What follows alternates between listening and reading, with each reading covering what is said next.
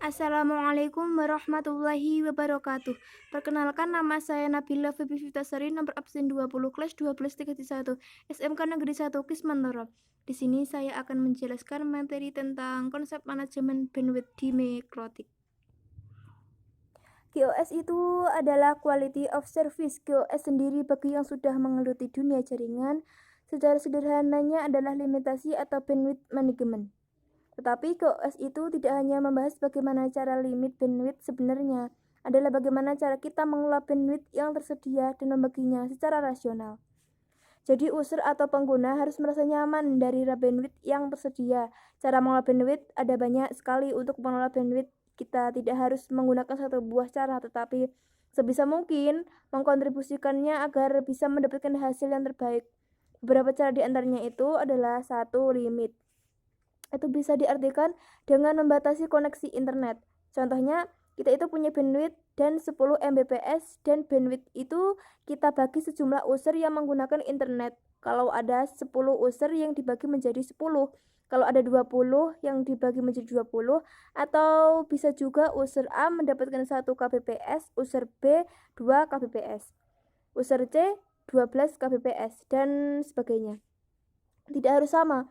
Kelemahan cara ini nanti jika ada bandwidth yang tidak digunakan atau user yang sedang tidak menggunakan internet, maka bandwidth itu tidak bisa digunakan dalam user yang lain. Yang kedua itu grouping, adalah mengelompokkan beberapa user menjadi satu. Misalnya di sebuah sekolah aksesnya itu dibagi menjadi dua, yaitu grup untuk ruang guru sebesar 1 Mbps dan grup untuk ruang itu sebesar 1 Mbps. Misalnya ada satu user di ruang guru yang menggunakan internet, maka dia akan mendapat kecepatan sebesar 1 Mbps. Dan jika beberapa saat lagi ada user guru yang menggunakan internet, jadi totalnya ada 5 user, maka 1 Mbps-nya itu yang berapa di ruang guru dibagi untuk 5 user menggunakan bandwidth di ruang guru ini tidak akan mempengaruhi bandwidth di ruang guru itu. Jadi walaupun semisalnya user di ruang guru yang menggunakan sudah terlalu banyak, maka bandwidth di ruang itu tidak akan berubah karena sudah dibatasi untuk pointer masing-masing.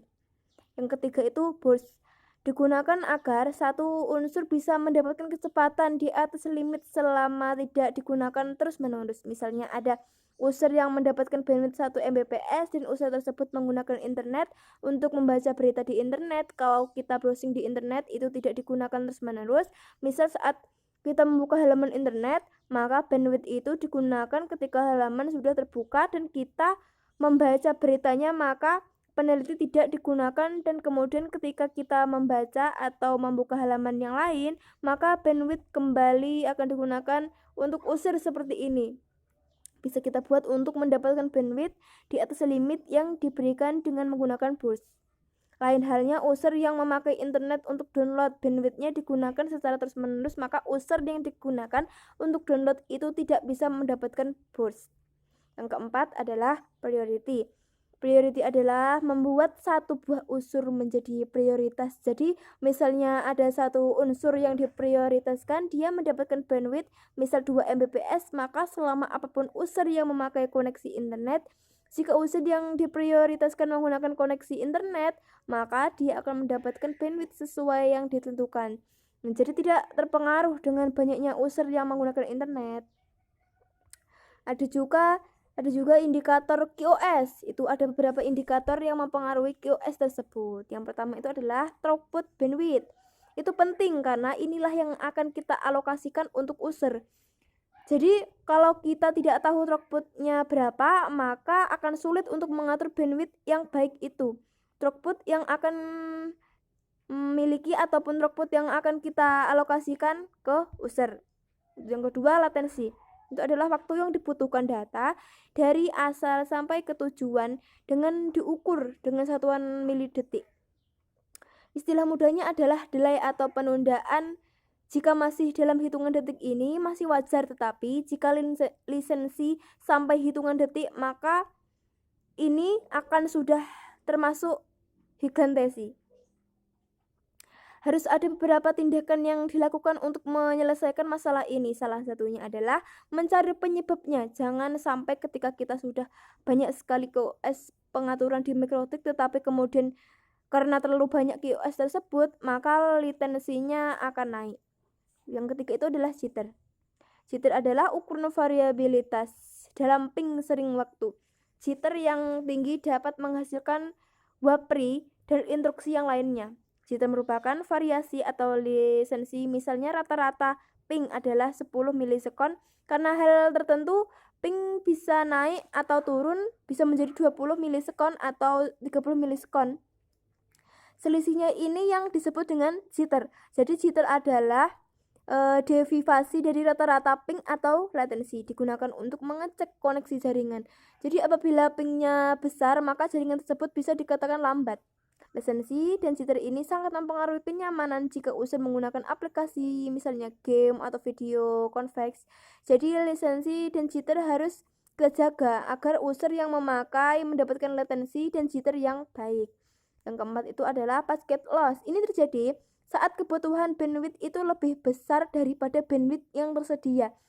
Bisa jadi jaringan kita secara keseluruhan atau kepada salah satu user, misalnya satu user itu kita berikan bandwidth 1 Mbps, tetapi kebutuhan dia itu lebih besar. Jadi ada kemungkinan besar akan terjadi packet loss untuk user tersebut. Loss itu akan sangat berpengaruh pada aplikasi yang menggunakan UDP, sedangkan koneksi TCP, packet loss ini tidak terlalu terasa karena akan dilakukan transit. Apabila packet loss ini terjadi, maka akan ada data yang hilang. Parameter-parameter ini, throughput, bandwidth, latency, jitter, packet loss itu harus kita jaga saat kita ingin melakukan konfigurasi jaringan supaya jaringan kita baik. Nah, bagaimana kalau sebuah jaringan tidak menggunakan QoS? Nah, contoh. Misal kita mempunyai jaringan internet dan kita sendiri yang menggunakannya, maka kita tidak perlu menggunakan QoS karena kita akan berebutan dengan orang lain, atau yang kedua kita memiliki jaringan yang sangat besar, maka kita tidak perlu di QoS lalu lintas, datanya bisa lewat dengan lancar, tapi biasanya yang dihadapi itu adalah bandwidthnya terbatas dan user yang menggunakan itu banyak. Kasus-kasus seperti ini yang menggunakan QoS. Karena kalau tanpa QoS, maka user tersebut kalau menggunakan dalam waktu bersamaan, maka akan berebutan dan memakai koneksi internetnya.